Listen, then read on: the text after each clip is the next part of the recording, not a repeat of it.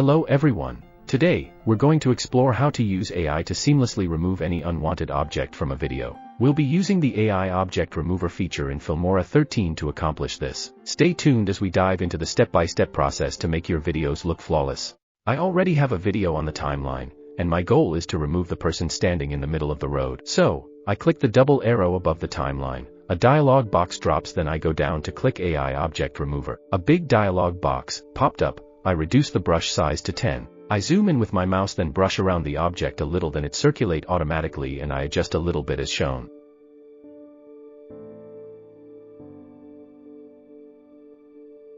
Further go to the right bottom corner to click remove, then I wait for it to load 100% completely, then it goes to the timeline as shown. So on the timeline you still have to wait for some seconds because it keeps working to remove the object. Once it has finished removing the object, then you can preview. Thanks for watching. This new feature only works on video and it's an amazing one, so have a great day.